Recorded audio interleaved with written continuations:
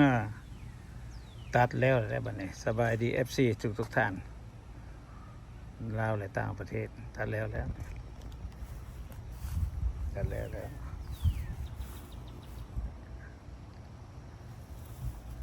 ตัดแล้วก็เกี่ยนอีกเลยเกี่ยนอีกส่งโตเห็ดส่งโตมันนี่สีพิเศษหน่อยหนึ่งเลยหลายคนสิโบฮู้ว่านั่นพักเนี่ยมันจะเห็นนี่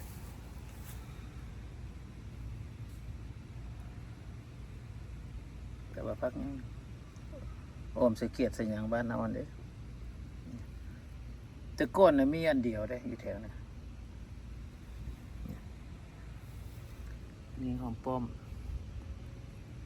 ต้นว่าขี้ส้มด่างขมเด้พักด่างขมมีซื้อได้อยู่ในอเมริกาเด้อนี่ต้นเพียนเอาอยู่เนี่ยวันนี้นะเมียผู้ข้านะทำลายมาเลยนะพี่สบายดี FC ในรุ่นนี่ สบายโอ้เมียสบายดี FC บุญเลยเด็ดฮอดพื้นมักเล่นเนี่ยนี่เด้ทำลายมาเลยเด้ละประกาศแถวนี้ก็เรียบเลยเด้คุณพักสลัดทั้งหลังก็เอามาแล้วเรียบร้อยนะท่านเกือบมาถ่ายคลิปบ่ทันเพราะว่าทางนี้ก็แล้วก็เก็บหันเก็บนี่พี่ไม่ให้เบิ่งซะจริงๆเพื่อจัดการเรียบร้อยแล้วมาสิลงไม้เลยแบบนี้เด้อ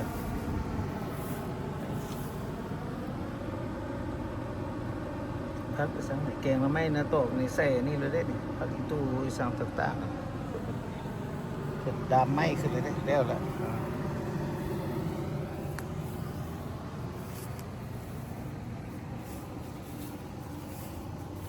ตัดแล้วล่ะก็น้อยก็หาคนแล้วว่าสิตั้งกล้องให้เบิ่งบ่ได้ตั้งได้ตึ้งพี่สังมันยากโคตรเลยคันตั้งก็บ่เห็นแถวนี้เด้แล้วเด้มันก็ในนั่นเด้หั่นน่ะในหอป้อมเนี่ยปล่อยมันนั่นเอาซื่อๆมาแล้วสิเอาไปบุกสิเอาไปวาดมันเอามันสิได้บ่บ่ฮู้แล้วเบิ่งก่อนทำย้ายเพิ่นย่างบ่ได้นี่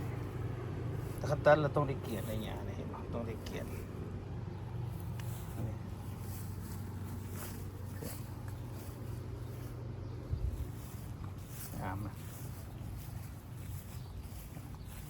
ตัดม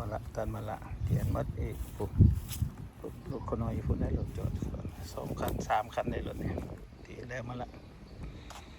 บอกไปใกล้ดอกพุ่นดอกไม้แม่นมัดได้แถวนะนี่บ่ฮู้นะ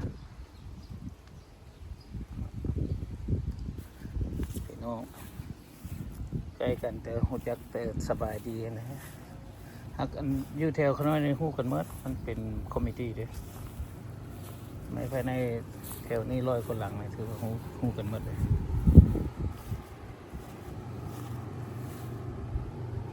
กระเจ้าหูเฮาบ่หูกระเจ้าเอาบ้านสั้นซะเพราะว่ากระเจ้าออกกระเจ้าเข้ากระเจ้าเบิ่งเลยมันเป็นคอมมิตี้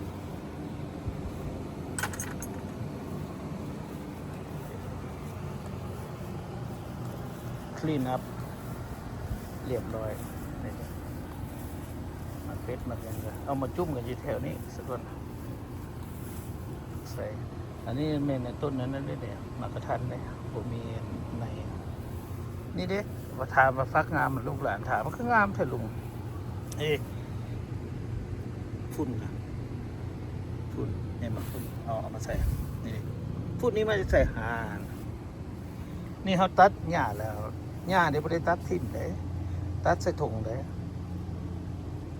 โอเคถ้าจะถูกแล้ววันนี้มันก็เปื่อยเน่าทั้งเถื่อมันอยู่ในดินเนี่ยเอาใส่ตุกมันประคมมดมันก็เอาอันละมันงามนี่เลย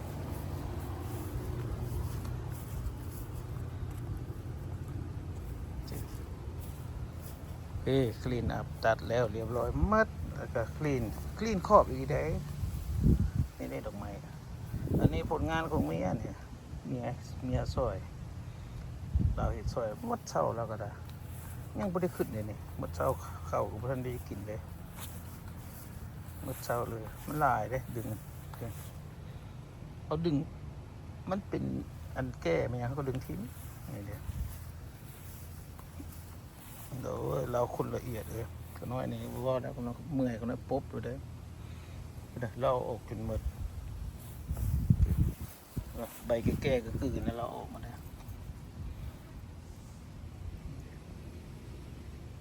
ใบแก่เราออกมืดด้วยน้อยนี่ตัดแล้วก็เกียนให้ยาเลยตัวสลากลางคืนมามันหุ่มอยู่ไฟตัวเราเกียนมาได้เนี่ยตัดแล้วต้องได้เกียนนะตัดอันนี้อันนั้นดอกไม้เด้อสีเหลืองไม่หมดเลย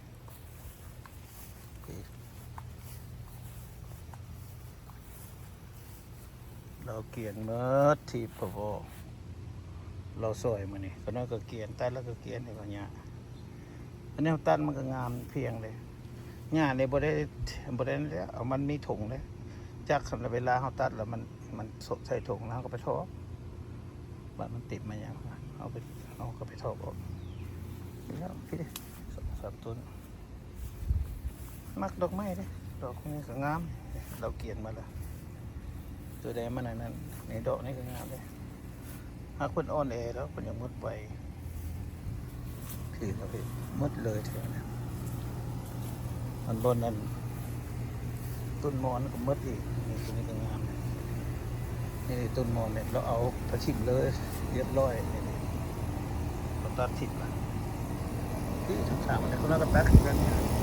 ตัดเพื่ออะไรนอกนี่เราเกียนหมดเอาออกมัดเห็นป่ะเห็นเลยก็โตเป็นฝุ่นใหญ่ๆเราเห็ดเรียบเลย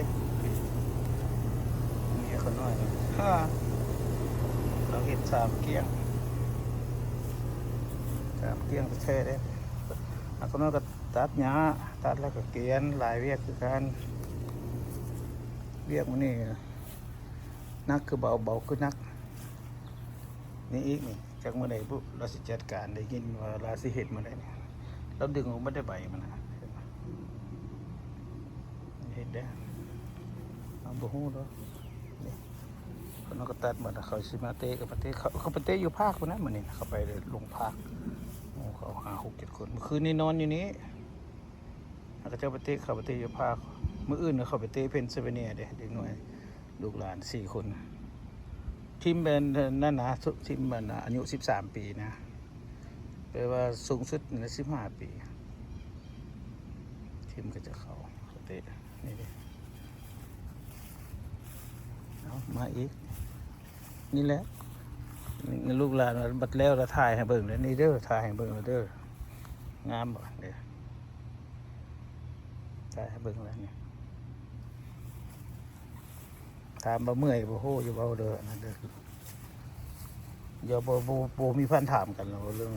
เมื่อยพี่คนค่อยตัวหน้าดำตาแดงเอาอย่างไงเลยเมิด3 เกี้ยงขนาดฝักสลัดลาวบ่จงเลยครับบ่เพราะว่าคือว่าแล้วมันขึ้นสิยันขมหักก็น้อยกิน2 ต้นได้มื้อนี้บ่เป็นหยังลองละใบมาเดี๋ยวไปกินคือนั้นเขาล่างล่างแล้วเอาไปสั่งบนเรามีวิธีแบบกุ้มเป็นทิศผมโอเคเอาสามีมาฝากมาต้อนกวงก็บออกมือนี้มือแรงกระจิฮดขึ้นนะลูกหลานจะเห็นตัดแล้วเป็นอะไรนี่ไปเสียพวงก็บอกมันก็เฮ็ดยังไงบุญดมบุญซอยเมียมันโอ้ก็ซอยเลยเนาะเขาก็ยังตัดหญ้าเกียนหญ้าอย่างนี้รักเฮ็ดของเราเลยเนาะขอจบคลิปลุงเดชแล้วต่างแดนพิธีชีวิตประจำวันเว้าอีกทีหนึ่งเด้อนี่เด้อถามเนี่ยมันงามนี่ฝุ่นนี่บ่ได้ซื้อเสียเงินเสียคำเด้อมันบักเฟ็ดงานเนี่ยแม่นตัวนี้นี่มื้อนี้ตัดเด้นี่ตัดเอามากองนี่ไว้นี่มันแห้งแล้วก็เคลื่อนไปหันแห้งบัดตอนนั้นมันหลายหรือรอแห้งคักกันขุดขุมโลดอยู่บ่อนนั้นปลูกผักสลัดแม่นได้ขุมได้ขุ ผมหญ้าได้โอเคขอจบคลิปลุงเดชแล้วต้องเดชไปเพียงเท่านี้บายสวัสดีมีทรัพย์ทุกท่าน